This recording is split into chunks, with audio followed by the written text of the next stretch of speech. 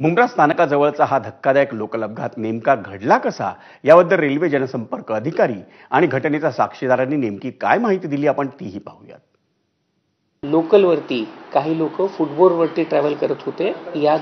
त्या लोकलच्या दोन लोकल ज्या आजूबाजूने चालल्या होत्या त्याच्यावरती लोक फुटबोर्डवरती ट्रॅव्हल करत होते। त्यातनं 8 लोक जी आहेत ती आपापसात टकराव झाल्यामुळे खाली पडलेली होती। या लोकांपैकी आतापर्यंत जी इन्फॉर्मेशन आहे या सगळ्यांना आपण हॉस्पिटलमध्ये दाखल केलेलं आहे। यापैकी एका प्रवाशांनी जी माहिती आपल्याला दिलेली आहे ती त्या माहितीनुसार ते प्रवासी जे होते ते फुटबोर्डवरती ट्रॅव्हल करत होते। त्याच्यामध्ये एक दुसऱ्याशी त्यांच्या बॅगा लागल्यामुळे किंवा बाकी गोष्टीमुळे त्यांच्यामध्ये ते पडलेले आहेत।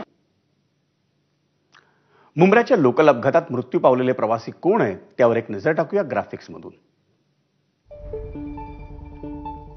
राहुल गुप्ता दिव्याचे आहेत, विकी मुख्यादल कल्याणचे, मयूर शाह ठाण्याचे आणि सरोज केतन हे उल्हासनगरचे आहेत, ज्यांचा मुंब्राच्या लोकल दुर्घटनेत मृत्यू झाला।